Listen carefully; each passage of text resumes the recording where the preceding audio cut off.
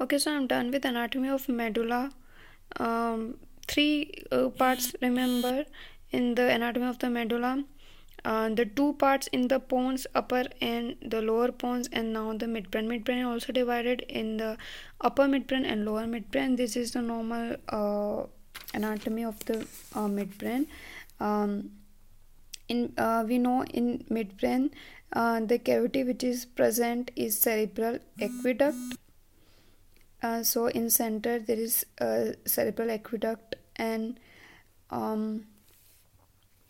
just behind the midbrain there are swellings which are called colliculi, and just behind this cerebral aqueduct the part is called as tectum. So colliculi and tectum are the posterior um, part of the midbrain, or present in the posterior side of the midbrain, the colliculi and the tectum.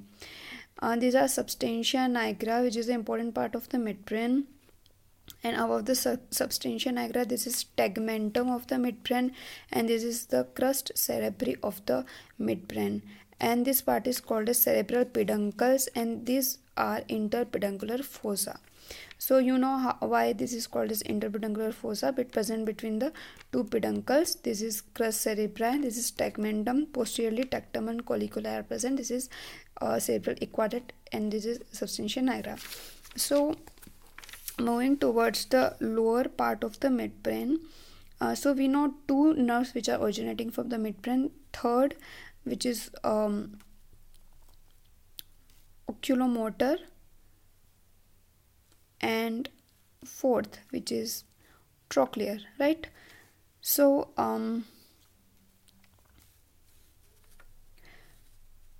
this is inferior colliculus, because this is lower part of the midbrain. So the colliculus is inferior colliculus, present at the butt side of the midbrain. This is substantia nigra, this is crus cerebri, this is tegmentum, the same structure, but there are some pathways.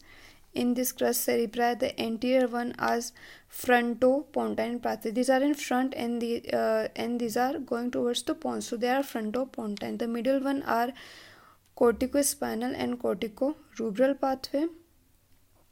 So, and the last one are temporoparital, occipitoparietal, and parieto-parietal pathway. They are coming from temporal lobe, occipital lobe, and parietal lobe. The last one, so temporoparietal, occipital-parietal, and parieto-parietal. The middle one are coming from cortex, so corticospinal and corticorubral, and the last one are going towards the pons, so frontopontine pathway. And the lemnisci which are present here are medial, transverse, spinal, and lateral lemnisci. We know inferior colliculus is important part for auditory reflex, and lateral lemniscus is also a part of auditory complex. So lateral lemnisci and inferior colliculus join together to form this auditory complex in the upper part of the midbrain. And these are the same tracts which are present in the pons. This is medial longitudinal fasciculus, this is tectospinal, this is rubrospinal, this is tectospinal, and this is medial longitudinal fasciculus. This is mesencephalic cranial nerve nuclei, and also this is the fourth cranial nerve nuclei, which is trochlear nerve, which is originating from the lower part of the midbrain. Okay, moving towards the upper part of the midbrain. So same structure, but here it was inferior colliculus. Now we are going towards the upper part of the midbrain, so the colliculus will be superior. Substantia nigra, again the same pathways will be present. Here they will be coming mainly from parietal lobe, temporal lobe, and occipital lobe. Here it was coming from cortex, so corticospinal was there, corticospinal and corticorubral, and first one was frontopontine.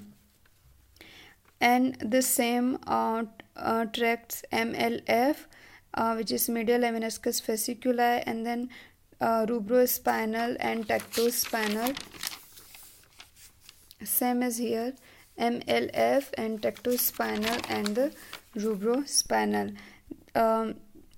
And the nuclei are also same, but the lateral nuclei is not present in the upper part of the midbrain, because if we revise the lower part of the midbrain, the lateral nuclei and inferior colliculus join together and form the auditory complex. So it is not present here anymore. There are just medial lemniscus, transverse and spinal lemniscus, M, T and S, and L is absent. This is the third nerve, or oculomotor nerve, and this is the two supporting nuclei of the third nerve. Upper one is pretactile nuclei and the lower one is Edinger-Westphal nuclei. So remember the two nuclei of the third cranial nerve, pretactile nuclei and Edinger-Westphal nuclei, which is present in the upper part of the midbrain. And two decushitation in the ventral tegmental part, which is rubrospinal tract, and also tegmental part, which is tectospinal. So tectospinal